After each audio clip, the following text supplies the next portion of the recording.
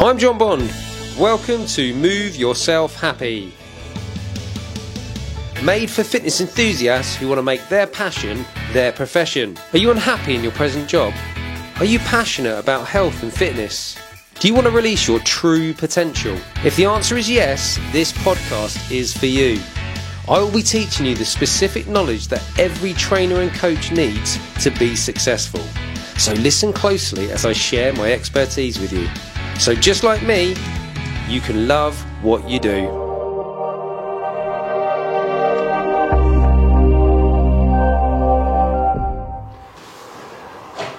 Georgie boy, Here we are, back again. here we are in the Swedish sauna. Yeah, it looks like a Swedish sauna. For anyone watching on the video, yeah, I love your cabin though, mate. It's lovely.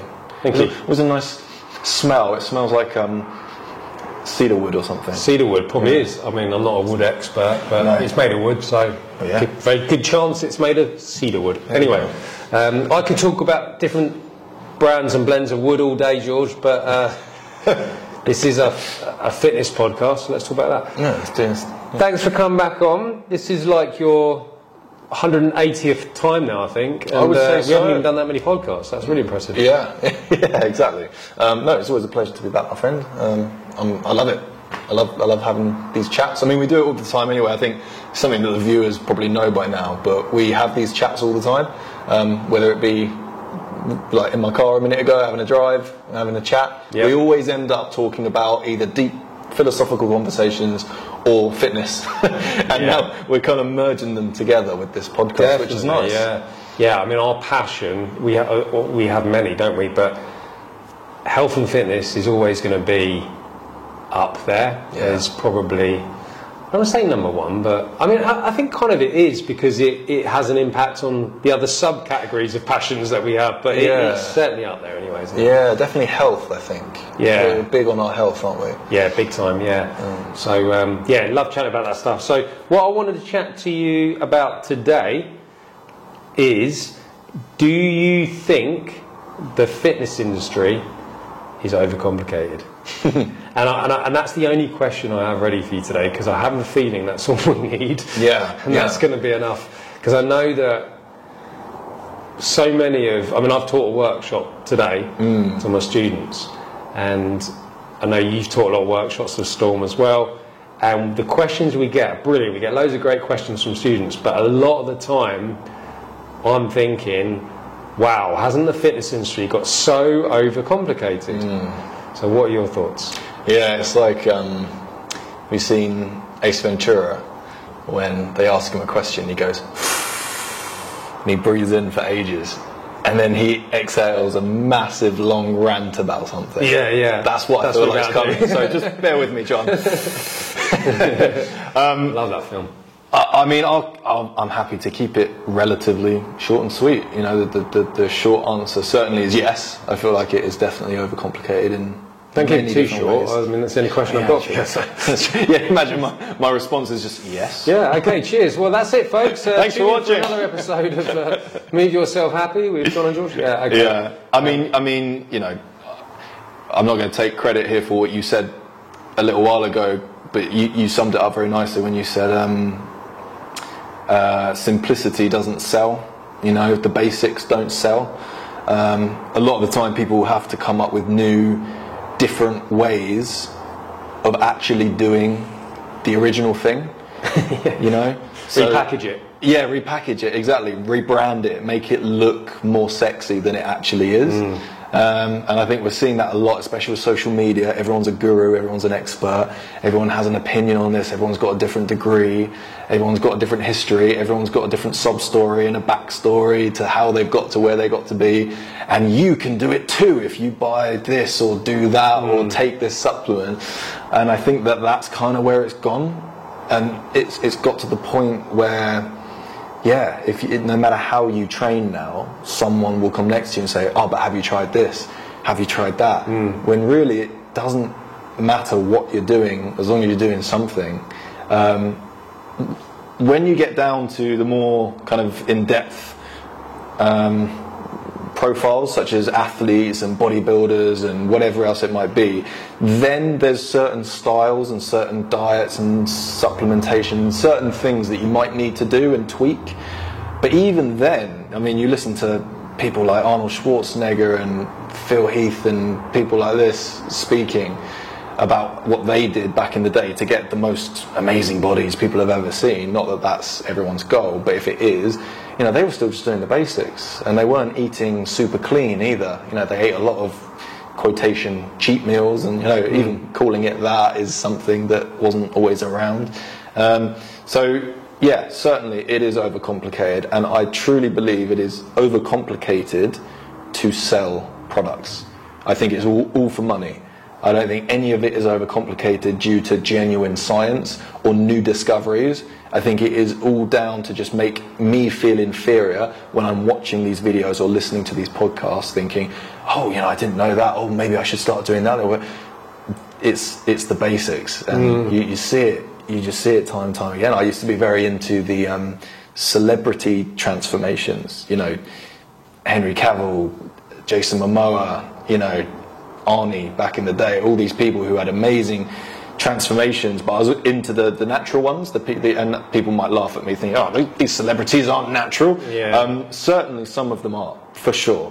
Without, you know, there are some who did it naturally, and they've come out in interviews saying, I wanted to keep it natural, I didn't want to jump on juice, because they you know, health conscious. People like Arnold Schwarzenegger and everyone like that aren't going to fall into that category, but the ones who did it in a natural way, it's always the same basic stuff. They trained in the same way, they ate in the same way, and it's no different to how people train in a regular gym, you know, working regular jobs, you know. So we can all get these results by doing the same stuff, but after a while, because humans are creatures where we need a bit of variety, we don't like doing the same thing every single day often, we need to spice it up. So the minute another human comes along and spices up the same thing and says, oh, do you know, if you do it this way, then it's going to be better. Draws us in, doesn't it? Draws you in, yeah, makes you think, oh, that's why it's not working, or that's why my results are so slow. But chances are your results are so slow because you're not consistent. And I think even me and you know, these fitness people, you know, we'll admit that we haven't been consistent for the last 5-10 years, you know, Monday to Friday, hitting the weights, eating healthy. No one's consistent in the long run.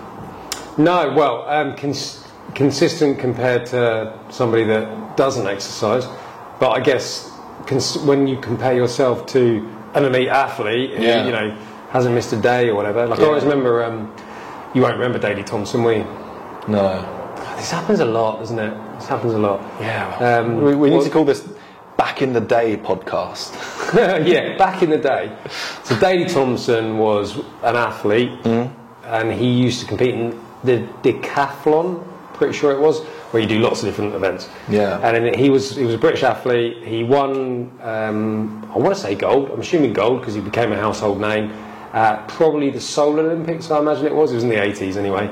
And you know, there was a computer game brought out, you know, I think it was called like Daley Thompson's, you know, Olympic Games, whatever. Yeah, nice. Anyway, he was interviewed, and he was sort of one of his competitors that he was against.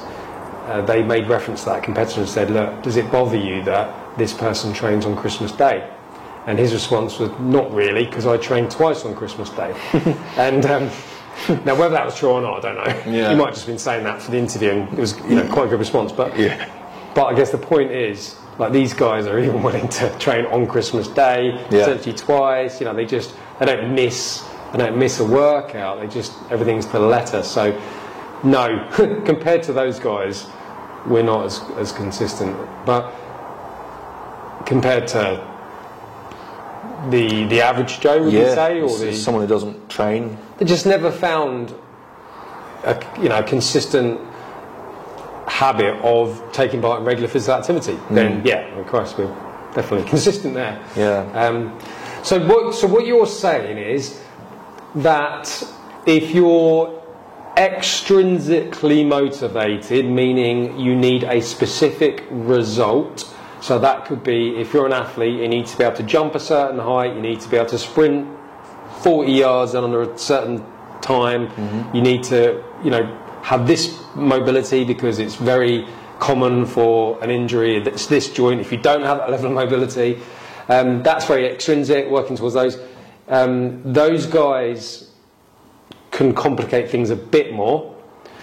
But if you're motivated by sort of enjoyment, like pleasure, and just getting the release of endorphins from the workout, etc., then do you think you can be? You don't have to be. It doesn't have to be as complicated. Yeah, definitely. And even the sprinters and the long jumpers and whatever, they'll be training the same as their competitors. It's not like their competitors are training any differently. It's ultimately going to come down to genetics and things like that. Who's going to win that race? Who's going to be the fastest? Because they're all training the exact same way, because you have to. You can't undertrain, you can't overtrain. It's impossible. So you can only train to the level that you need to. And everyone's doing that. All the football players, all the rugby, but they're all training the same. Yeah, they'll train a little bit differently here and there, but ultimately they'll be doing the same stuff. And then it's just whoever's the best player, it's going to come down to your genetics, Yeah, I hear what you're saying. Because if you take somebody like you take Matt Fraser, the CrossFit guy, so he absolutely dominated. If you want to call it, people listen to it, that's not a sport, let's just call it for sport for the sake of it. But he's absolutely dominated the CrossFit from the men's point of view, and he got tier 2 me from the female's point of view. Those guys, now we can say that they're obsessive about working on their weaknesses. They are on it with their nutrition, they're on it with their sleep, they're on it with their recovery, they're on it with all that stuff. They all are. Yeah, of course. All those guys are. They're all on it with all that stuff. You know? And we've all only got 24 hours in our day, 7 days in our week. You know, so they're all doing that stuff. So you do wonder whether actually at that level it does come down to genetics, as in, do you have that physiological makeup that just means you've got that edge, or the psychology perhaps, because that is powerful. Yeah, and I also think some people like to overcomplicate it to make it something that it's not, so you can always aspire for more, because then it keeps you wanting more. Because, if you reached your genetic potential, and I don't know, when that happened, a holy light came from the heavens and descended upon you in the gym, and everyone was like, hey, he's reached his natural progression, he can't get any bigger or better or stronger. Then, well, firstly, it would be happening all the time, and second, you'd feel terrible. I guarantee you'd feel terrible. Yeah, you would. Yeah, because you're like, oh, right, you look in the mirror and you'd be like, this is it. I've got to stay here now. Yeah, I'm done. The only direction I can go is staying where I am or going backwards. Exactly. Whereas if I came up to you and nudged you and I said, you ever heard of creatine? No, mate. Got to jump on this stuff. Well, if you'd already reached your genetic potential, you wouldn't be interested. You wouldn't care because you've already reached it. But because that doesn't happen, we can always get influencers coming up to us and saying, try this, do this, and then you can always try and get a bit better. It's like that marginal gains thing, isn't it? If you look at getting 1% improvement in several different variables or metrics to measure your fitness, if you get 1% on all of them, that equals quite a large percentage in total, so it becomes significant. But does it? Does that matter to the non-elite athlete? I mean, at our level. I would say no. I think people don't realise just how little they have to train in order to like their body. I think that people have it in their mind that in order to have a really good body and to look in the mirror and be like, do you know what, I actually feel good about myself, that they need to train 7 days a week and that they need to diet really hard and be in a calorie deficit all the time, be miserable and avoid carbs and all these things. It's not true. From my experience, it's just not true. I think that you can get away with even doing something that you like that isn't in the gym. If it's like rock climbing and yoga and hiking, even if you just did that and ate healthy, delicious whole food dishes that are so tasty and makes you not crave the bad foods in the first place, if you just ate like that and were consistent and did it for 6 to 8 weeks, you look in the mirror and you think, do you know what, even if I didn't improve from here on out, I'd live a very happy existence with my body. But the problem is, a lot of us, we're not very dedicated to our craft. We don't hit it as hard as we want to, and our egos get in the way. And then Instagram and TikTok, and the minute you start feeling good about yourself, you jump online and you see someone who looks a million times better than you. Yeah. With all the comments reminding you that, this guy's, wow, look at this guy, he's so good looking. And you're like, oh, okay, well, he has to be because everyone else is saying it. And then you look at your body again and you think, oh, actually, I look like a pile of shit. Yeah. But it's not the case. And that, you're right. Yeah, that is a problem, though, the photo thing. Because I had that photo shoot when I turned 40, and so there's a few things I should probably say about that. So first of all, the photos that I've put out there for everyone to see are the ones that I thought looked good, were made good representation of me. I was proud of them, and they're the ones I put out there. There was a lot of photos taken that day, and there was a lot of photos I looked at and thought, I don't look as good in those. Yep. And they've never seen the light of day. Yeah. No one's seen those ones because I thought, God, this sounds cringe when I say it out loud, but I'm like, well, no one makes me look a bit tubby around the waist. It's honest, yeah, whatever it is. Like there'll be, of course. I don't know why I was doing that voice, but oh, mate, have you ever taken a picture of a group of ladies? You have to take about 70 pictures, and then they look through them. They're like, "Don't go anywhere," and they look through the picture, and they're like, "No, take it again," and then you have to take 100 more pictures. Exactly. So, and the different angles, different lighting. Yeah. So what people are seeing in those photos is not the full story. For a start, it's good. So we just say it's good lighting.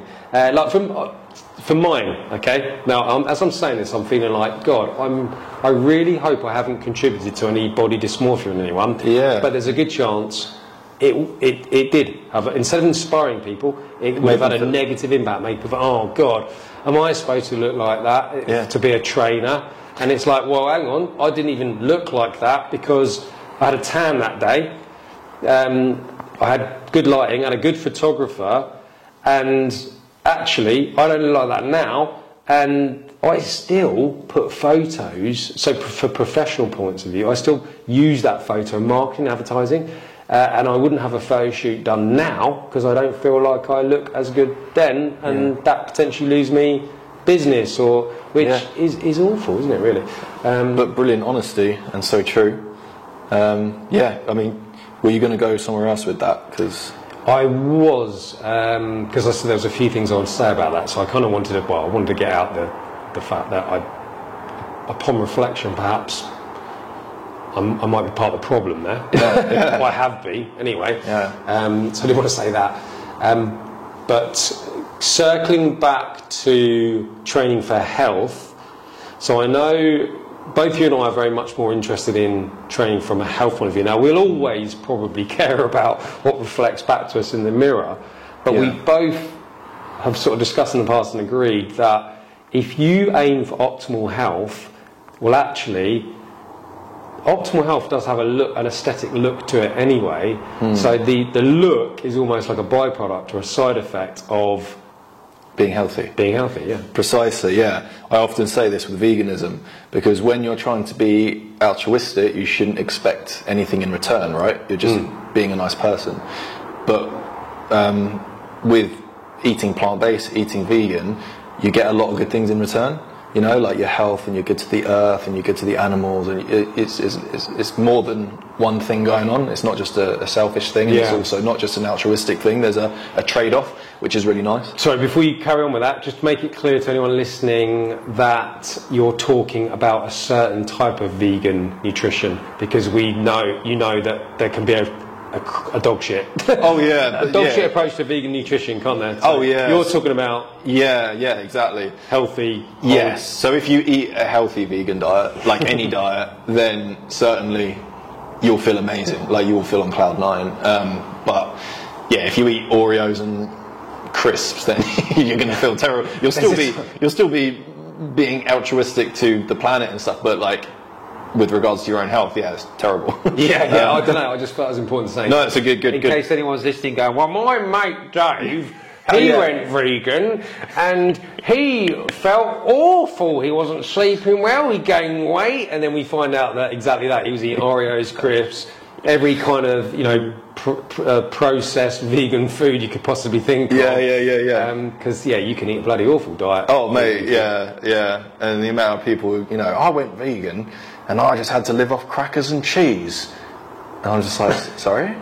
Cheese? That's not vegan. Yeah. You went vegetarian. Yeah.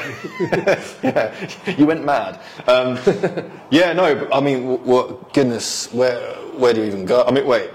Recapping quickly with the photo shoot thing, because the story quickly came up that people might be interested in as well, and so that you can probably feel a bit better about where you were coming from with that. Well, you weren't doing it anyway to be like, look at me. And I think a lot of people have photo shoots to be like, look at me. I think that's what I told myself. But like, it's great therapy, by the way. Good. I feel like you need it. Thanks. But no, because I did some photo shoots back in the day, and the photographer and director told me to put a straight face, but to exhale until I couldn't exhale anymore, then do the deepest cough that I could, then pull the face, right? So essentially, you're breathing out, and then Are you sure this was a photographer? yeah. Did you have clothes on at this point? No, funny enough. What are you saying, John? Oh, you didn't fall for that one. That's the oldest one in the book, George. Oh, damn it. No, this was genuine. This was not some creepy guy, guys. This was actually a real photographer. But anyway, the thing that I'm saying with that is, like, I was 19, but gosh, if someone asked me to do that now, I'd be like, what? Like, essentially what it does is it just makes you tense everywhere. It makes your abs pop out a lot if you're doing that. Sort of like tricks of the trade, aren't they, for that type of thing? Yeah, exactly. So when people do see social media models doing these things, like, firstly, they've taken 1,000 pictures and they've chosen the best one. Second, they probably don't even like that one, but they've gone with it. Also, they are probably suffering with some sort of body dysmorphia as well, because we all are, where we look at ourselves and there's always things that we can improve. And then they're doing things like that as well. They're tensing and they're coughing and they're pouting and they're doing all these different things to look good. And they're editing it as well. Like, there's an editor who goes over it afterwards, who brushes them, gets rid of all their spots and wrinkles and whatever else, all the natural, normal things that occur and make us human. Any little grey hairs, they'll touch up as well. To try and make someone look perfect. Get rid of a couple of chins. Get rid of a couple of chins or 4. Yeah, exactly. And you're even getting these AI images now where they create like the perfect person and all this bollocks. But ultimately, I think what people really need to remember with that, and again, going off topic now, but that overcomplicates things as well, because then you think like, oh, I need to look like someone else who has a completely different genetic makeup to you. Therefore, even if you did train and eat and sleep exactly the same as they do, you won't look like them because their genetics are different from yours. And you think about this with everything, even someone who's got a chiseled jaw. You're like, oh, I want a chiseled jaw. And you've got these things that you can bite down on now. Have you seen them? Oh, I have seen those, yeah. And they're like, it's going to chisel your jaw. And to be fair, a lot of people aren't falling for it. A lot of the comments are just like, oh, why didn't I think of that? Just chew down on this thing and I'm going to have an amazing jaw. Yeah. Like, come on. You need to save up all the toffee pennies from your quality street at Christmas. Exactly, yeah, exactly. Although you probably get a bit fat and... It'd be worth it. You definitely got to see that jaw. No, yeah, you'd have the chiseled jaw, but underneath the flabby, underneath the toffee-filled cheeks. But yeah, I mean, as always, we've kind of, I don't know where we're at now. No, I don't know. Yeah, so let's put it back. So health. Training for health. So do we base what we see in the mirror on as a measurement of health, or do we go for more quantifiable data like fat percentages, waist circumference? Do we look at cholesterol levels in the blood, glucose, blood pressure, heart rate? Or do we just trust the process? Another Dave Hall quote. Although I don't think he actually invented it. I think he just says it a lot. Yeah. But anyway, whatever. Yeah. My favourite thing he says is does what he wants. Does he? Oh, I love it. Yeah, I get that one every time. But yeah, so trust the process, meaning if you are active daily, if you are doing 2 to 3 strength sessions a week to work on musculoskeletal health, if you are working on mobility regularly, stretching, etc., if you are opting for whole foods, minimally processed, if you're doing all those things day to day, week in, week out, do you just trust that you're probably healthy? And that's that. You know, do we need to overcomplicate it by all these other measurements and metrics? I don't know. I'd say no, because that's all you can do at the end of the day. We're always striving for perfection. I think I've said in another podcast, you know, one of my favourite quotes is, have no fear of perfection because you can never reach it, because you can't be perfect. You'll never have a perfect diet or a perfect weight training routine or whatever. You're never going to have it perfect. Even if you choose to go to bed at 8:30, you might not sleep until 11, you know. So regardless of what you're trying to do, you might not reach what your goal is. That's why your goal should never be too far stretched. And I'm very big on short-term goals. You know, like, I'm going to do this for the next 6 weeks. I'm going to eat healthy until the weekend. I'm going to do this until, like, short-term goals, because long-term goals, a lot of us struggle to do long-term goals. You can put it all off till Monday as well, can't you? Yeah, exactly. Long-term goals, you're like, oh, I'll put it off till even the end of the month because it's long-term, so I'll start next month. Yeah, massively. And that's why, like, people with their New Year's resolutions, they stick to them until mid-February. It often shows, studies show, mid-February, and that's when people stop, because it's been 6 weeks.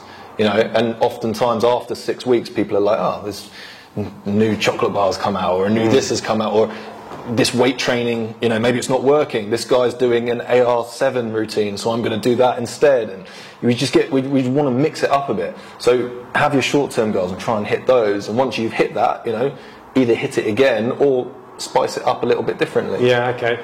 So when it comes to training, if you want to go for... So actually, I'll just quote Dan John. He's written a few books. He's written, actually, Fat Loss Starts on a Monday. He wrote that one. He wrote, oh God, I've got quite a few on my Kindle and I can't name any of them.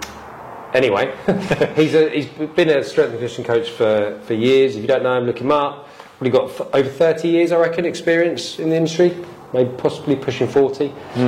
I read an article, or I think he sent me a video as well that I've listened to. He said that he's gone full circle in his career, meaning everything he learned in the first couple of years that he was getting his athletes to do is what he does now. And he said everything he's learned beyond those 2 years is largely just fluff. It's all just fluff, it's all just whatever. And that actually there's basic principles that he just week in, week out instills in his athlete, and that's all they ever need to do. So if you're going to have some basic training principles or a training structure that you think you could just give to any client who wants to be healthier, what would they be? Yeah, that's a good one. That's a really good question, and I'll make sure you answer that as well, because I'd like to hear your answer. I would definitely first and foremost say, never do an exercise or class or routine that you don't enjoy. And by enjoy, I don't mean struggle with. I don't mean, you know, have to push through a bit of pain. But I mean just absolutely hate, dread, spend your whole day thinking about how much you don't want to do it. Don't do that straight away. If Pilates isn't your thing, don't do it. If deadlifts aren't your thing, you're terrified your lower back's going to go, stop doing it. Just don't do that. If there's a certain machine that you really dislike, it feels uncomfortable, stop doing it. It's that simple. So that, first and foremost, is the main thing. Okay, so choose something you enjoy. Choose something you enjoy. Train at least 3 times a week. Whatever your training is, if you want to keep it the same and just do weights, then do weights 3 times a week. Maybe you like rock climbing, yoga, and going to the gym. Well, you can go to the gym once, you can rock climb once, you can do yoga once. At just some form of exercise for at least an hour or more 3 times a week. Purposeful movement, rather than just... Honey, I'm going to the gym, that kind of... I'm putting time aside for this 3 times a week, for sure. Movement every day, though. So allocated exercise every day, 3 times a week, but allocated movement as well. So moving your body every single day is a big one for me.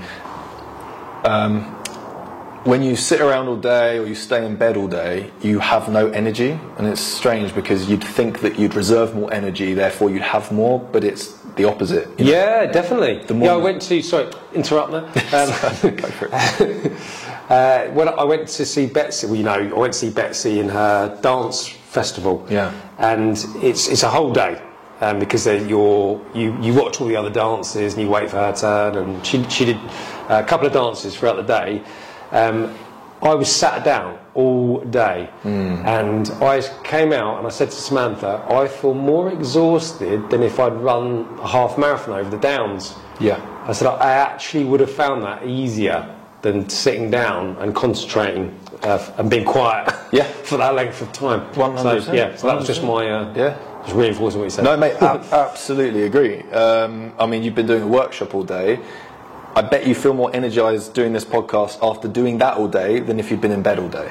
Oh yeah. So if you wanted to do the podcast with me yesterday after the dance festival, I don't think I could have done it. And you've been like slow in your mind, and it just wouldn't have worked. And today I walked to where I did the workshop, which was 6 miles. So if I look at my steps, people.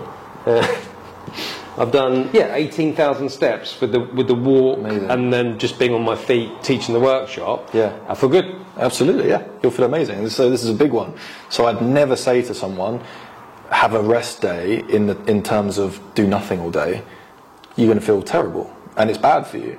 You know, your body is a system that needs to work and run like a car. It needs to be turned on. It needs to actually drive. It needs to move. So that would be another one. And I like the analogy with the car, by the way, because don't they say that with the battery? If you don't move, like they always say that, don't they? The battery will go dead if you don't take it for a little run every now and then. Yeah. So if you're buying a new car, you always ask, when was the last time it was used? And if they say 6 months ago, it's going to need a new battery. Yeah. So it's the exact same thing. I like that. So with humans.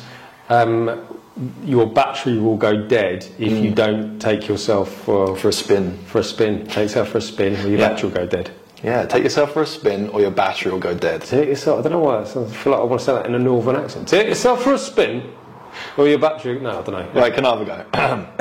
Take yourself for a spin, or your battery will go dead. That was good. Kind of works. Yeah. Don't know why we've suddenly started doing that, but no. So that's good. I like that. So basically, avoid being sedentary. Yeah. Take yourself for a spin, and your battery won't go dead. Absolutely. There we go. Right. Don't do the rest of the podcast in northern accent, because that'll just be weird. Yeah, true. And then I guess I'll say one about northern people are weird, by the way. But if you're not northern and you're doing a northern accent for no reason whatsoever, that's a little bit weird. Not there's anything wrong with being weird either. Christ, there's so many ways you can offend people now, isn't there? There is. We have to apologise for apologising about what we're apologising You're for. right. Yeah. In an apologetic manner. Crack on, you weirdo. Okay, let's go. And I'm just going to apologise for no reason. The last one I'd say as well is with your diet, make sure it's 80-20. So 80% good, healthy, whole foods, nutritious meals, 20% whatever else you want. And, again, if people are thinking, what is that? Well, it could be Monday to Saturday, you're eating good, and then on Sunday, you're not eating bad the whole day, but you can go out for a takeaway, you can go out, eat a bit of bad food, you can have some chocolate in the evening, I don't know, whatever you like to do, have a couple drinks if you need to. Not that I ever advocate drinking regularly anyway, but that's what I'm saying with that. Or you can do it in the day as well, so 80% of your day is good, but you might have whatever, a little snack or something at lunchtime, or a little chocolate guy. A little, just 80-20. Keep it, make sure, because honestly, this is something that people, if you want to try this, and I don't want to overcomplicate it because that's the whole point of this podcast, to talk about not overcomplicating things, but if you write an honest food diary, you will be amazed at how much, 1, processed food you eat, and 2, how unevenly distributed that percentage actually is. Yeah, okay. It's not 80-20 each day. Sometimes it's like 40% good. Definitely. Do you know what I'm saying? So, and I've done this myself a while ago, but I was like, oh, I'm actually eating a lot of processed and a lot of bad food, you know, and I wasn't drinking enough, and in terms of water. But again, the northern accent was coming out then. But no, so the 80-20 thing, I would say definitely if you write a food diary for a week or 2 weeks. Yeah, that's good advice. Yeah, because the research shows. You sound like such a bore when I say that. But all the voices are coming out tonight, aren't they? Yeah. I feel like we need to spice up. Do it in an American voice for the next 10 seconds. Go. Oh man. So research shows. Now the research. I can't do it. I don't think I could do it. Come on, man. Of course you can. Just be a little bit more chill. Okay, right. Calm. So the research shows that that if you're writing down everything you eat, you become more conscious. Let's just go back. You be more conscious about what you're eating. Yeah. Which means you then make better choices because so much of what we do is unconscious. But then also the research shows that we underreport what we eat. Yeah. So if we, like when they've actually done these trials, they've got people in conditions where they have to record everything they eat, or so. When they write down everything they eat compared to doing just like a 24-hour recall, there's a difference of about 1,000 calories. Yeah. Did I explain that properly? Because I felt like I didn't. You did, and I've had it with clients. The American accent threw me. It's all right. It was a good attempt. It was, I feel like the Stephen Hawkins direction threw you a bit too much. Oh, did I sound a bit like that? Yeah. Okay. But no, I agree. I'm sure you've had this with clients as well, where you get them to write a food diary, and because we're both fitness professionals, we can look at it and just say, I'm sorry, that's a load of bollocks. That's just a load of bollocks. You're eating 3 healthy meals a day, you know, and you're telling me you've got a goal to lose 6 stone because you're severely overweight, you're morbidly obese, and you're eating 3 healthy meals. It's just not the case, you know. So you're right, and even we would probably do it, you know, if we went out and had some drinks and we had 3 or 4 pints, we'd be like, you know, I had a couple pints the other night or something. Yeah. Straight away, you were toning it down a bit. Straight away, you've knocked off of 400 calories. So, yes. Good point. That is one of the things. So, although as much as I like to go naturel with just life in general, food journaling applications, they do give you a bit of a wake-up call, don't they? Yeah. So they are. I will fight their corner for that. Although I think the long-term goal for everyone is to develop intuitive eating. Agreed. There's still a part of me that thinks, actually, in this day and age, in the world we live in, with the food industry making food taste so fantastic and addictive, is that even possible, actually, intuitive eating? I don't know. And in a fast-paced world, we haven't got, when you develop this kind of eating really quickly to get onto the next activity or task, eating whilst doing other things, you know, I don't know how much intuitive eating is possible for the average person now. But anyway, food journaling with an application like MyFitnessPal Macro Factor, it does suddenly go, oh my God, I never knew there was that many calories in that. Or, oh, it's a really bad day of eating. Like, I just realised I had something bad for breakfast and I've eaten something bad for lunch, and I was now thinking about having something bad for dinner. Or, Mate, so exactly. it flags all about. But if someone said to you, what's your nutrition like? You go, oh yeah, really good. I try to eat really healthy. Yeah, you try, but you don't actually eat healthy. And some trainers can be the worst for that. Because I don't know if you know this, guys, but trainers are actually just real people. Believe it or not. They just have the same as everybody else. We just have a qualification. We just like working out and show other people how to do it. We're just probably a bit more overly enthusiastic or passionate about it, I guess. I don't know. Yeah, exactly. And just to quickly with the food thing, you're right as well. But also with water, it's a massive one. Like that we don't drink enough, humans. Some people will honestly get through, you know, a glass of water a day, and they don't even realise it because they are so fast-paced and moving, and they're not thinking, and they've got a dry mouth when they're talking, but they don't really realise it, and then a little sip here and there just to wet the mouth, not to actually drink. And then suddenly, it's only until you start eating that salty meal where you've, not to overcomplicate things, but you've knocked your electrolyte balance completely out and you're suddenly having way more salt than water in your system. That's why you suddenly get that sudden, oh my God, I'm so thirsty. You get it like if you eat a Chinese or a curry or something, you eat loads of salt, you haven't drunk enough in the day before, now there's a dangerous amount of salt going into your body, so that's why you get that, oh my God, I'm so thirsty, why do I suddenly need loads, and you'll neck it, and then that calms the electrolyte balance. So people should certainly, and this is only for those who are a bit like, am I healthy, am I unhealthy, I'm not really sure, but you should definitely, for 2 weeks rather than one, because if you do it for one you'll be all over it, and then the second week will be more honest than the first. Do it for 2 weeks and just see how you eat on a day-to-day basis. Are you actually eating 5 portions of fruit and veg every single day? Are you drinking at least 2.5 litres of water every single day? You know, are you eating whole foods? Is it mostly processed foods? Are you always eating 3 times a day? Are you sometimes eating way more? Are you having 2 portions at night instead of 1? Are you going back for more? How often do you have desserts? Is it Monday to Friday, or is it just on weekends, or is it never? You know, and then when you actually look at it, look at all the bad things that you're eating, compile that up and look how many extra calories and bad things that you're having not that calories are bad, but you know what I'm saying, excess calories, and also just the preservatives and the chemicals and all the stuff that they're adding to it. You're eating that over the case of weeks and weeks and weeks, you know, and then complaining that you've always got the common flu. I know. Do you know what? The nutrition side of this conversation is a tricky one, because I think it's a lot easier for people just to get the physical activity and exercise bit right in their life. I think that's actually easier, because it really doesn't have to be overcomplicated. Because, like you say, I mean, so one of mine would be, and this only really works if you've got 2 legs that work properly. But one of mine is, if you can walk there, don't take the car, you know, don't use the car. And I'm like that for everything. Like you're big on that. I am big on that, mainly because I deliberately got rid of my car so that I'm forced to do that, and I love it. I absolutely love it. I walk everywhere, so I get so much exercise for my health because of the walking I do everywhere, and it's great. I just plan my day around that. You know, if I've got to be somewhere and it's an hour to walk there, I leave an hour early. Now, some people do that commute in a car places. I do it on foot. It's fine. So for me, like, aligning exercise with what you need to do for health is quite easy.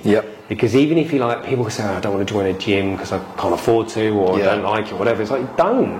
Park further away from work. Park 30 minutes away from work. Walk 30 minutes to work. Walk 30 minutes back to your car. You're getting an hour's walking in a day. It's amazing. Do that.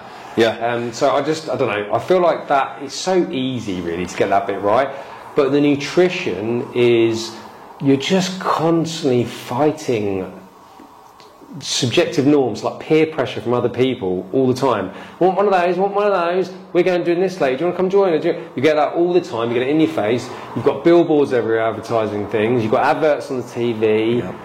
You're then tired, so your willpower's not as good anyway, and then sometimes your blood sugars drop, so you're craving something sweet and sugary. You know, this, I don't know, that's a whole different podcast, isn't it? But it's very difficult, isn't it, I think, for people.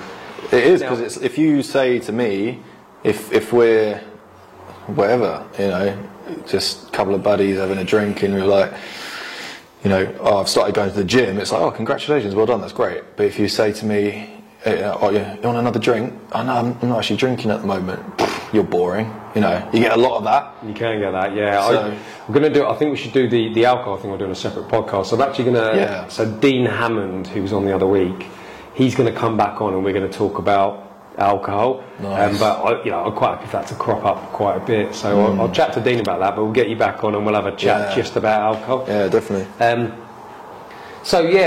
That's my thoughts on it. Health is, from a physical activity exercise point of view, it can be quite simple. Spend less time being sedentary, we both agree on that. Any opportunity to walk and move to where you need to go, take advantage of that. It's good for you, it's good for the planet, you know, it saves you money as well. Love that. So yeah, saves you money. It's a big spend, like transport, having a car, insurance, servicing, MOT.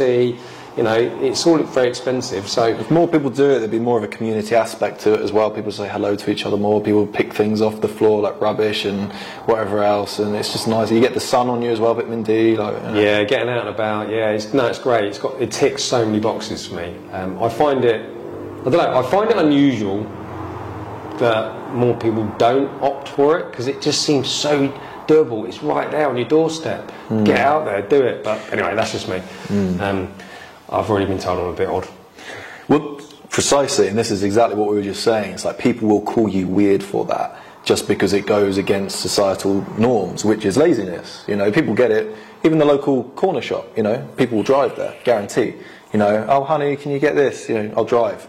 Yeah, not me, but people will drive. And when you could walk, and it's like, you know, or at the very least, like, jump on your push bike or something, you know. But you see people on those scooters, electric scooters, that don't even push. Yeah. You know, it's like, oh, you could just get a bike, like you could just get a bit more. And it's not exercise to be like, I'm going to go and exercise. It's just movement because we know movement is important. It's got purpose, isn't it? It's getting from A to B. Yeah, and it makes you feel good. There's no, like, for me, there's not even any motivation for it because I guess because I got rid of my car, but I have no choice. But I get offered lifts all the time. Yeah. This morning, Samantha was going to give me a lift. She kept, are you sure you don't want a lift, honey? And I was like, no, I'm all right. You know, I just kind of. That's not why I got rid of my car, so I can then have people chauffeur me around. Although you did give me a lift home earlier, but that was because we want to do this. Otherwise, I would have walked. But it's just a backpack on. Most of the time, I do listen to stuff. So I have my headphones on. So someone might argue that I'm also getting learning and things. Yeah. But sometimes I just listen to music and enjoy that. I normally have the headphones on. Actually, a lot of times, if anyone goes past me and you see my headphones on, a lot of times they're not even on. But I switch them on, and then the noise cancelling dulls the sound of the road, and so I just do that. Yes, sometimes it just drowns out the road. But, yeah, nice. So I totally agree. Avoid being sedentary. Move. I think there is definitely a significant health benefit to doing some sort of strength building exercises twice a week, say. And so what I wanted to then ask you was, if you were going to say to somebody, just twice a week, I want you to do these exercises. You can do them in your front room or in the garden or at the park or at the gym, wherever it may be. Just do these twice a week, forever and ever and ever, and your future self will thank you for it, for that muscular, skeletal health and everything that comes with that. What would you go for? It's a good question. I'd probably go for a push, a pull, a squat, and a carry, and maybe a plank. So push-ups, dips, something like that. Any kind of pull-up, not a bent over row or anything. A pull-up, all right. Some sort of squat, whether it be Bulgarians and you isolate each leg, or you just do normal body weight squats, but crouch right down like a child picking something up and then stand all the way up, doing those. Some sort of carry, whether it be a farmer's walk or a backpack and you're walking uphill or whatever it is, like actually carrying something heavy whilst walking. It's really good for your whole system, your knees and your ankles and your lower back and your core. And then something else for the core as well, because our cores switch, as you know, they switch off during the daytime, and our lower backs switch on if you sit down for long periods of time. So if I'm sat like this, for those who are watching, my lower back is having to switch on, because if it was switched off, I'd start falling down, right? So it has to be switched on, sorry. But the core switches off, not completely, because it's always on, but it's less so than the lower back. So I think that we need to prioritise strengthening our core more than our lower back. But the problem is a lot of people do like deadlifts and squats and lower back exercises, and they still neglect the core quite a lot. Right. So I'd say do like some sort of plank, you know, or shoulder taps or hanging leg raises, something like that. So as long as you're doing some sort of push, and the arms are covered, while I think there is an argument that you will need to isolate them if you want them to grow. But if you want them to just that's aesthetics, not health. Okay, perfect. So if we're on health, don't worry then. Stop it, George. We're talking about health. Stop talking about your guns again. Yeah. Always about the guns, isn't it? Yeah. Okay. So yeah, for health, then literally a push, a pull, a squat, a carry, and an ab exercise. And so you said exercises for musculoskeletal health. Yeah. So yeah, I suppose I should clarify what that means for anyone listening. So what I'm talking about is, as we get older. Oh, I tell you what. No, let's. Okay. Because I was going to put some cardio in there. Wait, John, I've got more to say. Shush. You never watched Lethal Weapon films, did you? Lethal Weapon. How many are there? There's 4. I think I've seen one, but it was been ages ago. There's a character in there called Leo Getz, I think his name is. Yeah. Like, okay. Oh, he's the guy from Home Alone. Oh, the one of the burglars. The small one. The short one. Yeah, he's great. Okay. So anyway, what I was going to say was, so this whole we started off by saying, is the fitness industry overcomplicated? We then start to say, look, if it's just health that you're going for, general health, and then the aesthetics that might come with that, if your diet's good as well, then yes, we think it is overcomplicated, and this is what you can do.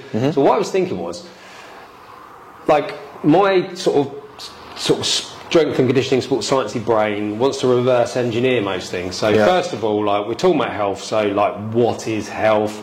So to me, it's being free from the serious medical conditions like health ailments for as long as you possibly can, living to a long old age, I suppose longevity, without feeling like your physical decline is stopping you from doing the things that you want to do.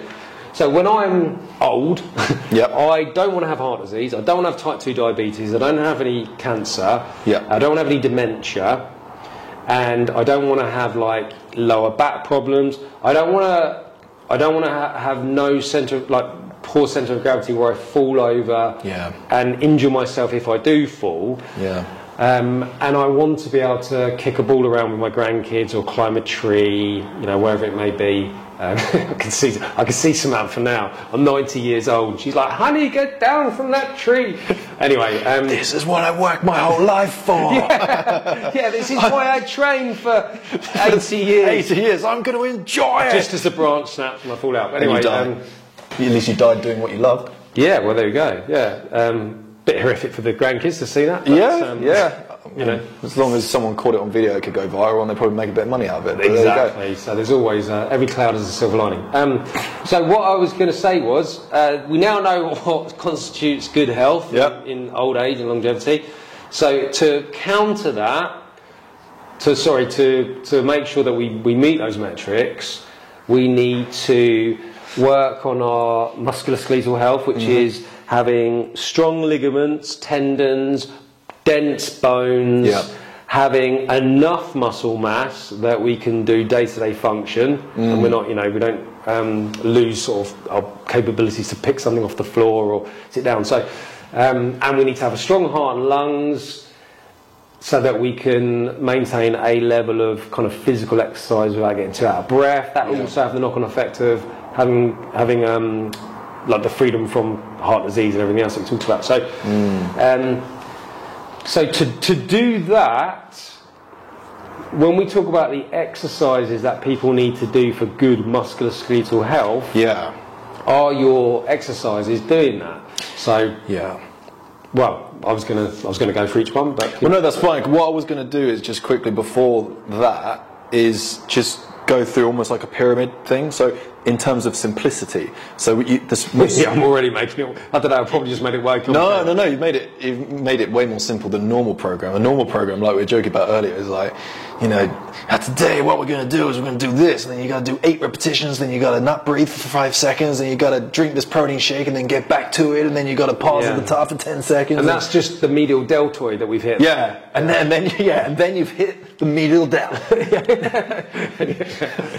But no, okay. So like, if all you ever do is just walk and hike, great. you're working your bones, you're working your ligaments, you're working your tendons, you're going to be good, you're going to be getting your cardiac system working. Walking, if you just do that, good. Let's go with that. So that's heart and lungs capacity done. Because you're going to bones as well. You're going to get hit heels if you're carrying something. The extra load is going to make it harder. Bones, ligaments, bone density. It's weight bearing. Synovial fluid. Yeah. So it's definitely anything. So weight bearing. If you listen to this, don't know what that means.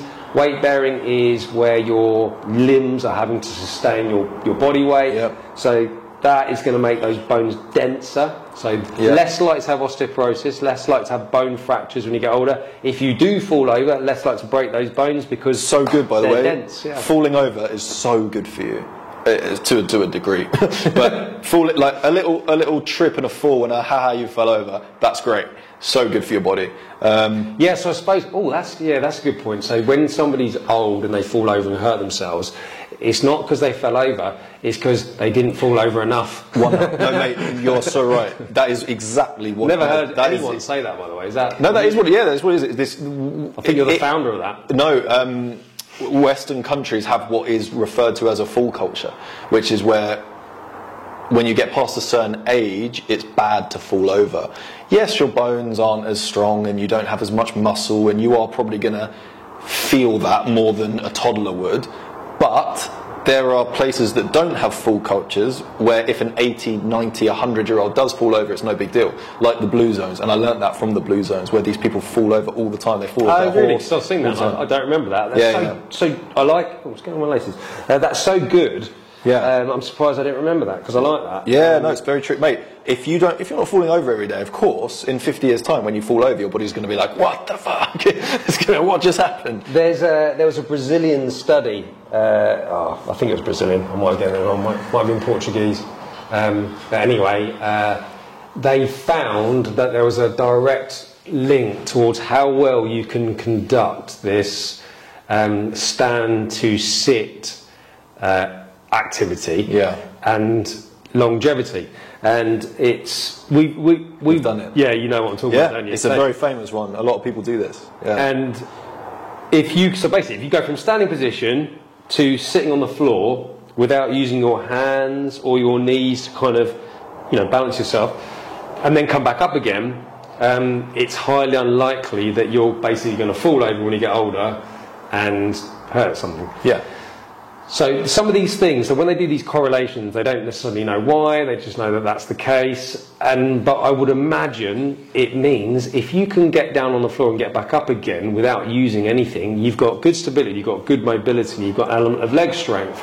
So it's everything that contributes towards that. So that you probably have, if the fact that you've got the strong legs to do that means they're probably quite dense. So if you do fall, you're not going to break a hip because they're dense. The fact that you can do it without using your hands and come back up again means you've probably got good mobility and balance in the first place, so you're probably not even going to fall over. It's kind of that, I would imagine, the link there. Yeah, definitely. And if you're hiking every day, you're training that balance system because you're always on uneven surfaces and having to work all the different muscles and these bad boys. So I don't know if the camera's going to pick these up, but I've got quite a few different pairs of these. So barefoot. Oh, do you know what? I should give a little plug to Vivo. So these are the Vivo barefoots, and I love them. So I've got, these are just sort of my casual ones. I've got ones that are a bit more for gym. I've got some for trail running. I've got my hiking ones. It's supposed to be like not overcomplicated. But you've only done that because you can. But if you couldn't, you'd just stick with one. I'll just wear these all the time. Yeah, exactly. But where they've got such thin soles, and I can feel that the ground, and they're so flexible, I've got a lot more contact with the ground. I feel the uneven surfaces. So my nervous system is getting trained all the time for uneven surfaces. And not only is my core and everything else having to readjust to that, but the bones in my feet and the ligaments and tendons they're flexing, they're extending, and they're doing what they should be doing. Yeah, completely. So, I'm less likely to fall over potentially as I get older because of all of this that I've been doing. So exactly. So that's the baseline: walk more and walk often. And then the next one up from that is walk faster, which is running. So like if you walk often, start including some runs as well, because running is freaking so good for you, so long as, and you might have a bit of science to back up as to why, but everyone kind of knows don't run on concrete for too long, but actually running across the downs or a riverbank or something is very good for you. Running is one of the best things you can do for your health, but should people be running on the street? Like on the pavement? Oh God, there's lots of things I could say about this. He's all excited now. He's got all flustered. Yeah. So what you're talking about when you're talking about hard concrete, hard surfaces. Yeah.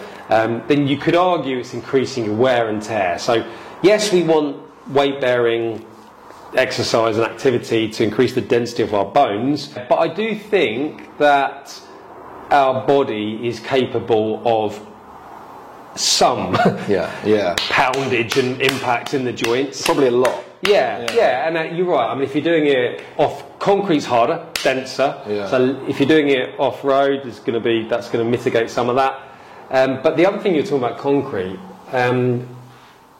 So I believe, and other people have said similar sort of things, is that when you're in a concrete environment, so you've got the pavements, but also concrete buildings, you've got cars going past. This is one of the reasons I wear the noise-cancelling headphones, is I'm not entirely sure that our body knows the difference between all of that stuff and sort of stress and sort of fear and danger.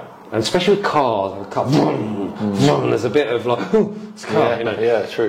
So I don't think that's very good for you mentally. Yeah, I agree. So the other reason for getting out there and doing it on the downs or somewhere a bit more rural is all the lovely green, all the nature, the plant life, the animal life. That's great for you mentally. Great point. And so I think the benefits you're getting off-road are not just from a health point of view, but also from a physical health point of view, but from a mental health point of view as well, as what I was going to say there. But love that. Very true. Okay, so we've established walking.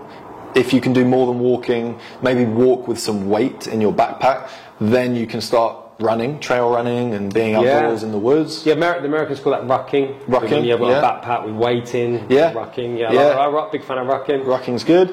And then other than that, if you can exercise even more, then start putting in your weight-bearing exercises potentially that we were talking about, the push-pull. I mean, do you agree with that? Do you think like a push-pull, squat, and some sort of core carry? Yeah, again, so I'd be reverse engineer it, and I'd be thinking, okay, what do I want to do when I'm an old person that if I put in some time and effort now, I'll benefit from in the future. My future self is going to go, cheers, John. Yeah. That was some good decisions you made there. Exactly, yeah. Then I would be thinking, I do want to be able to pick stuff off the floor. So deep squat. So I'll need to have the mobility to be able to squat down, or getting in and out of a chair, definitely squatting. Yeah. Some going down to the floor would be like a deadlift. Yeah. And I'm not talking about being able to deadlift, 1.5 times my body weight or whatever that may be, picking up barbells and stuff, but just practicing picking kettlebells off the floor or picking dumbbells off the floor, whatever, just picking stuff off the floor. I think carrying stuff, moving stuff from A to B, really in the garden, might even be your grandkids, one under each arm. Yeah, exactly. I think practicing carrying stuff. Yeah. Pushing, I agree with, because even if you are on the floor, again, I keep saying with the grandkids, but you fell out the tree. At this rate, my children won't even have any kids, and I'll be like, I've done all this training. What do you mean you don't want to have children? I've been training my whole life for this. You don't want to have kids? Oh, for goodness sake. In every podcast I mention my grandkids specifically. Anyway, did you not take the hint? But squatting, carrying stuff, picking stuff off on the floor, pushing because that helps get off the floor. From going from lying down to a standing position. I don't know, I'm sure I'm going to get that phone call from whether it's my grandkid or my daughter or whatever, saying my car's broken down. I might need to give a bit of a push. You never know. Pulling is definitely helpful when it comes to, pulling is going to help balance out the pushing, because if I just practice pushing, I'm going to end up with a kyphosis, which is that's what I was going to mention, a risk when you get older as well. So pulling, especially pull-ups, are going to do wonders for your posture, even if you just do pull-ups. And I think we've said this before actually, if we had to get rid of all exercises ever and we could only do one, we both agreed on walking, but in terms of something for the muscles, I said pull-ups. Yeah, I think so. Yeah, I mean, some of that is probably motivated by the male ego going, well, you know, I need to get my get pull-ups some biceps and I'm going to get a good back, so it's going to fill out the t-shirt nicely. But no, it is. But in terms of in posture as well, just posture, pulling the shoulders back. Yeah, absolutely. So I agree. So we've got an upper body push, upper body pull. We did a squat. Squat. I think lunging's good too, because sometimes you will. Yeah, true. When you want to get down low, you'll lunge and do it. And I think from an old person as well, that stepping forward, stepping back, you're practicing stability and balance. So you're indirectly working on your balance by doing your lunges. Because squatting, just 2 feet, you don't have to be that balance to do that, do you? But when you're lunging, you're on 1 foot for a little bit. Yep. When you so then, and this has just given me an idea for another podcast where we write down exercises and we call out overrated or underrated, and we have to say if they're overrated or underrated. Because I was about to say for you, do you think people should include a core exercise like a plank or sit-ups, or do you think actually doing sit-ups is underrated for an ab exercise? Because personally, I don't really do sit-ups. I do a lot of hanging leg raises and planks and stuff, but I don't really do sit-ups that much. No, okay. So, so first of all, I think Jeff Nippard has actually done this in a not a podcast, but like a video where underrated, overrated. Doesn't mean we can't do it, but I think we need to probably make reference just in case someone's going, "Oh, no, nick that from Jeff Nippard." The bastards. So we'll just have to be on. Say, we nicked this from Jeff Nippard. Yeah, I didn't know. But I'd like to. Yeah, I think he's done it. I'm pretty sure he has, unless I'm making that up. But so I would like to do that. And with the ab one, are abdominal curls overrated? I would probably say yes, based on the conversation that we're having. I think for aesthetics, if you're lean and you can see your abs and you want those abs to be even more pronounced, then sit-ups are going to develop that muscle. From a functional point of view, do we need to be able to do lots of I don't know. We're not really the only time we do that is when we get out of bed in the morning, really. Yeah, that's what I was thinking. It's part of getting up off the floor, but that's like once, isn't it? You don't do countless reps of it. So Turkish get-up might be better. Turkish get-up. That is complicated. That is. But what if, because pull-ups, push-ups and squats work your core anyway, don't they? Because you see it a lot of the times, and people listening might have heard or seen this before. You can get some guys who have amazing six-packs, like really, really strong core, and they don't isolate it. They say it's a result from doing their squats and their deadlifts and their chest press and stuff. Yeah, I think it's because if we were both like, I don't know, single digit body fat, for example, our muscles are going to kind of pop out anyway, aren't they? Yeah. And you don't, we've all got abs from just sort of doing our general day-to-day stuff. So if you're lean, you can see those. Now, other muscles like biceps, triceps, as a guy, we want those to really pop out and look really significant. So we have to train those quite hard and quite a lot. Yep. But you don't normally want your core muscles to be quite big and bulky, do you? Yeah, it's just like so supple. I suppose, so I don't think you don't tend to give them as much, because all you need to do really is get that body fat away and we'll see them. If you want them more pronounced, do them a bit. Yeah, and people obsess over them around summertime, Yeah. But when it's winter, you never take your shirt off, so people don't care often. All covered up, aren't they? Yeah, so that's awesome. So we've done pushes, pulls. So I think pushes and pulls are important. I think lunges and squats will be helpful. I think I'll feature yourself with anchors to that. I think when it comes to core exercises, again, I'd be thinking, what is it that I need to do as an older person? Yeah. Probably rotation stuff. Rotation, Picking up a bag of rubbish in the garden, putting it over here. So I think wood chops are good. Yeah. Landmine, rotation, nice, etc. Nice. They would be quite good. Yeah.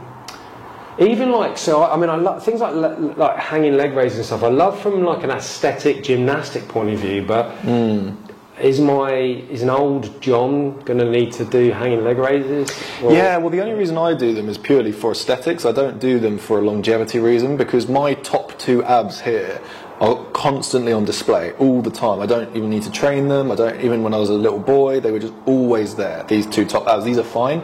I never need to train them, but I do need to train these ones. Otherwise, they do disappear a bit. Yeah. So that's why I do those, and that's the only real thing that I do. Yeah, okay. Yeah. I mean, they are great for that, aren't they? Yeah. But straight leg ones, you know. Yeah, yeah. It's like weight training for your abs, isn't it? Yeah, and I'll put a dumbbell between my feet, and I'll do sets of like 8 reps and about 3 or 4 sets, and that's it. Okay. But in terms of longevity, I am the older I'm getting. I'm not even 30 yet, but the older I'm getting, the more I am enjoying planks and feel something after a plank. Like it's a full. It's like the body works as a one unit rather than when I'm doing sit-ups. It's just this that's working, and then when it gets tired, my neck starts hurting, and I'm like, oh, this is weird. But when I do a plank, it's like the whole body switches on. Well, I think a plank is resisting unwanted movement. Yeah, and if it was ever a case to sort of argue the importance of core muscles, it's probably to invent unwanted movement. Because even when you're doing other exercises, like if you're doing a barbell back squat or you're doing a deadlift or anything, you want to be preventing unwanted movement in the spine. And a plank is kind of that's exactly what it's doing, isn't it? Yeah. You're not moving, you're staying neutral. Yeah. Do you know what? I like a straight arm plank. I would argue a straight arm plank for an older person over a forearm plank. That's a good shout. Because it's a landing position if you fell over. Yeah.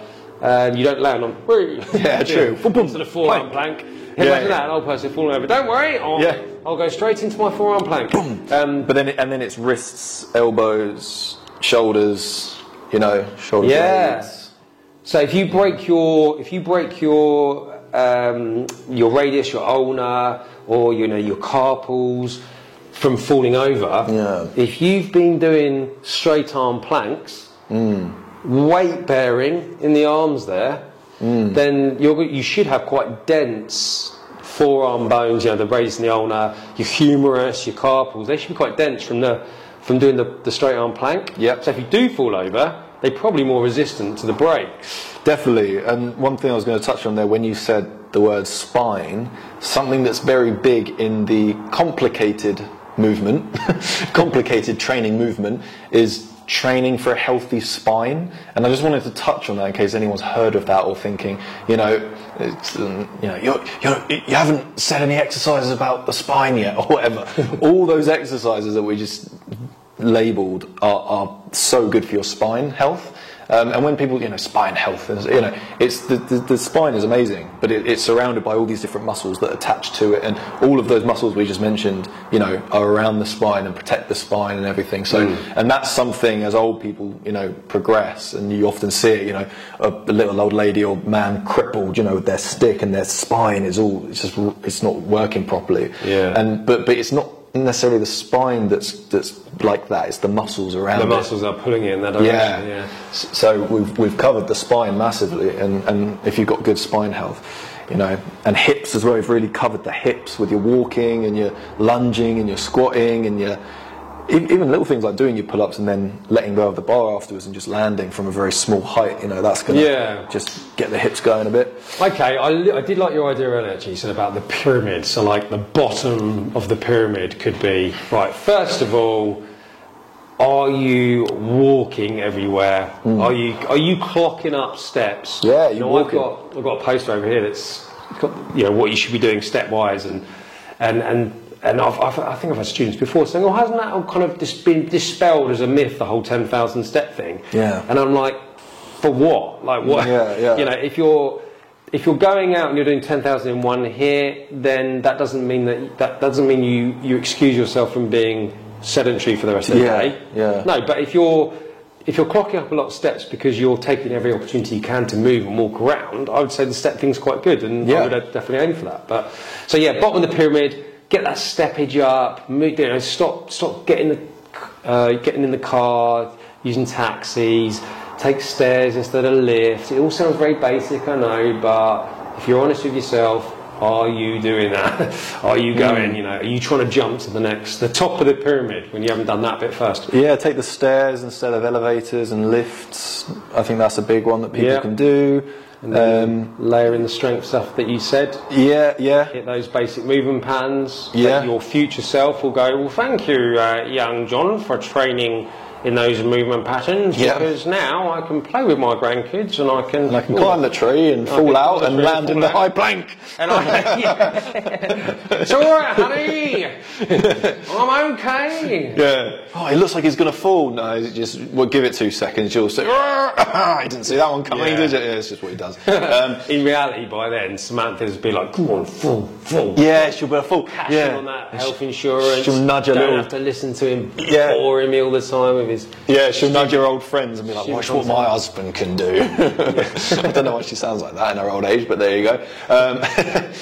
I think what's good as well is, because what we've just labelled there is for health, for sure, and it's only until people start getting a bit older that they're actually going to potentially listen to what we've just said there and be like, you know, that is the way. But you're old before your time, aren't you? Well, that's it. I'm a bit of an old man. But what I'm also starting to think, and I don't know, it would be good if we got some comments on this or some feedback from you guys listening.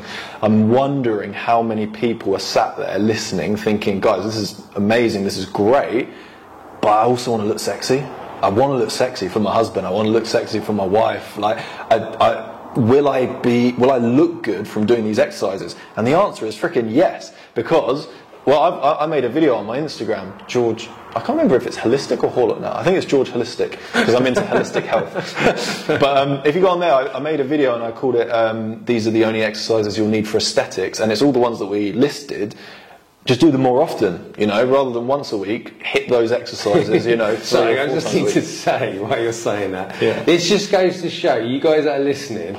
This goes to show you that how George is much more interested in health and fitness, and he's much more passionate about that than he is a salesman, because he doesn't even know where he's put that video. Yeah. There's no shameless plug there. There's no upsell. He's not trying to sell you anything. That is true. He's just there's a video somewhere. I've done. I'll put it out there for no reason, just to show people what I do. Yeah.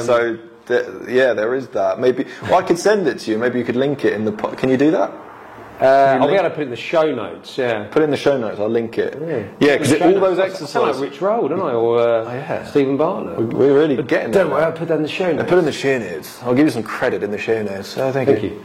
All right, that's good, George. I like it. That was cool. Yeah. All right. So, any closing thoughts? Well, I suppose you said about being sexy. Yeah. So you will get that as a side effect of just. And there's nothing wrong with that. Quickly, just being wanting to look sexy. Like, there's literally nothing. That's why I'm going to bring it up, because everyone wants that. Everyone fucking wants that. Like, don't care who you are. If someone said you can look sexier if you take this pill, everyone's taking it. The Dalai Lama, does he look in the mirror in the morning and be like, can't wait till tomorrow? Why is that, Dalai? Because I get sexier every day. Like, does he? Well, have you seen how he dresses? I think he knows he's sexy. He's wearing these luscious robes that are the perfect colours, and be careful, mate, because you're kind of mugging off Buddhism there. But I am a little bit, to be fair. I don't know. I mean, I don't know. Is that what they wear? I think so. Yeah. Oh. But no, it's they do it. What they do. I mean, that's a good example actually of simplistic kind of. They don't overcomplicate things, do they? No, not at all. Shade of red, whack on a orange robe, and he probably doesn't. That's probably because I don't think he exercises either, so he probably doesn't care about looking sexy or just exercising generally. He probably does lots of yoga and. I don't think he cares about being sexy. No, I think he. No, I don't think he does. But anyway, God, that was weird. All right, but I reckon our viewers do. But but most people do. Yeah. We do care about being sexy. It does have an impact on your self-esteem, your self-worth, and all that stuff. So nothing wrong with that at all. The closing message is going to be: if you chase health, if you carry out day-to-day activities and things with the sole intention of being healthier and having longevity and a health span that your future self is going to thank you for, and your nutrition is good, you don't overeat, then you're going to be pretty sexy. Yeah, you literally will. There you go. Yeah, even if you go back to the basics like we said right at the beginning, which is only do things that you enjoy. In the world of health and fitness, if all you ever did was walk and go rock climbing or whatever you like to do, you'll still look good. And also, you'll be having such a nice time that you will be probably quite happy. Yeah. You'll probably be quite content, and you'll be quite a nice person to be around because you're a happy and content person, and that's quite sexy too. Agreed. There you go. So you guys came here wondering how to keep it simple, and not only do you now know how to keep it simple, you know now how to keep it simple and be sexy. That's so good.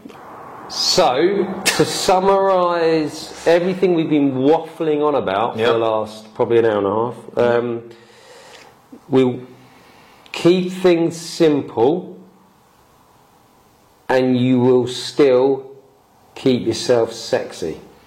Keep it simple, keep it sexy. Keep it sexy. And I know you're itching to talk about taking yourself for a spin. What was it? Oh yeah, what was it, guys? You'll have to remember because I've forgotten something like, if you want to keep your healthy battery, if you want to keep your battery healthy, take it for a spin. Take it for a spin regularly. Regularly take it for a spin. Needs a bit of work, that one, doesn't it? That's it. Right, cheers, George. That was awesome. See you soon. Now, if you enjoyed today's episode, something you can do for me is subscribe to my show. And if you know anyone else that might be interested in this content, then please share it with them too.